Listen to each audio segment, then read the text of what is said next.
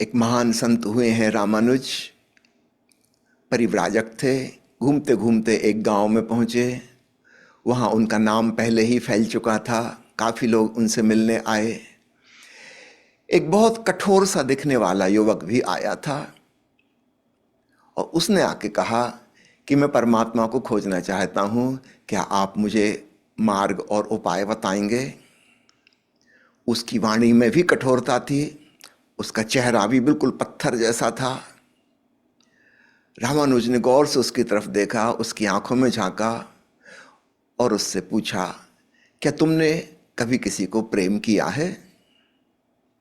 वह युवक बोला, नहीं महाराज, मैं प्रेम के चक्कर में कभी नहीं पड़ा। मैं धार्मिक प्रवृत्ति का हूं और केवल ईश्वर को चाहता हूं। संसार में मुझे किसी से लगाव नहीं है। रामानुज ने कहा, फिर भी सोच लो, माँ को, पिता को, भाई बहन को, पत्नी को, बच्चों को, किसी मित्र को, किसी को प्रेम किया है। उस युवक ने कहा, आप क्यों बार बार वही सवाल पूछ रहे हैं। मैं एक बार कह चुका हूं, मैंने कभी किसी को प्रेम नहीं किया। मैं केवल परमात्मा को प्रेम करता हूं, उसी को पाना चाहता हूं। मुझे आप उसका उपाय बताएं। रामानुज की आंखों में आंसू आ गए। वो कहा कि मित्र, क्षमा करना, मैं परमात्मा को पाने का मार्ग तुम्हें नहीं बता सकता। तुम्हारी शक्ल सूरत देखकर, तुम्हारी कठोर आवाज में, तुम्हारी कठोर बात सुनकर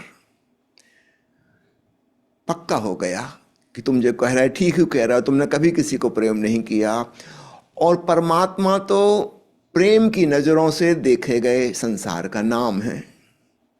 तुम्हारी आंखें बिल्कुल पथरीली हैं,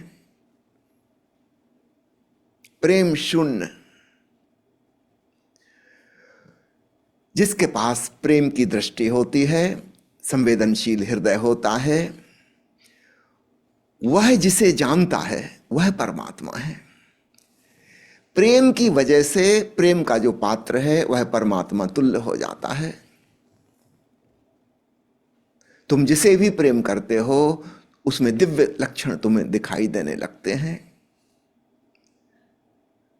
हमारे देश में प्रथा रही है, स्त्री अपने पति को पति परमेश्वर कहती है। यदि वास्तव में उसने पति को प्रेम किया है तो पति उसके लिए परमेश्वर है। अगर सचमुच में प्रेम हुआ है तो पति के लिए अपनी पत्नी देवी है। हम जिसे भी प्रेम करते हैं उसमें दिव्यता और भगवत्ता और कुछ पारलौकिक नजर आने लगता है। यह प्रेम की क्वालिटी है, प्रेम की गुणवत्ता है, यह प्रेम की नजर है।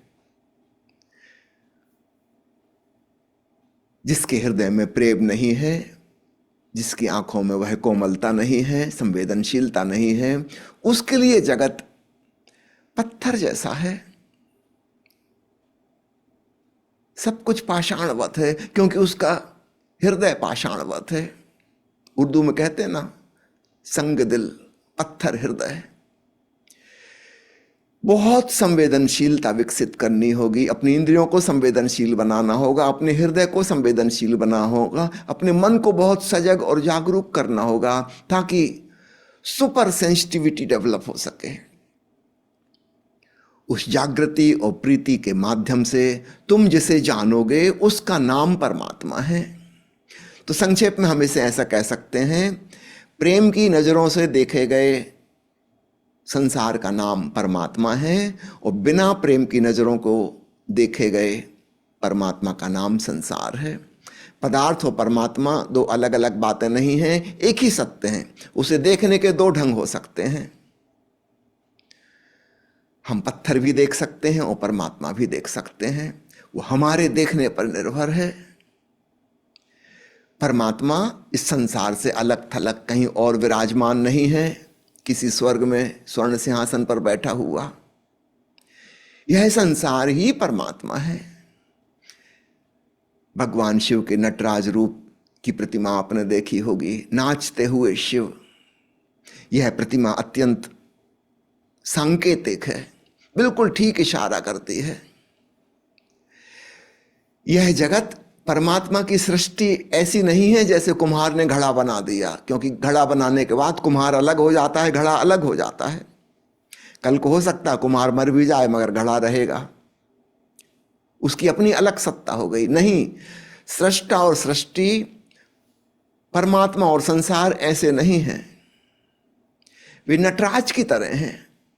परमात्मा नाच रहा है, संसार उसका नृत्य है। नृत्य को और नर्तक को अलग अलग नहीं किया जा सकता। जब तक नर्तक नाच रहा है तभी तक नृत्य है। और याद रखना, अगर नृत्य बंद हो गया तो फिर वह व्यक्ति नर्तक भी नहीं रहा। तो नृत्य और नर्तक इकट्ठे हैं, यह अद्भुत प्रतीक है।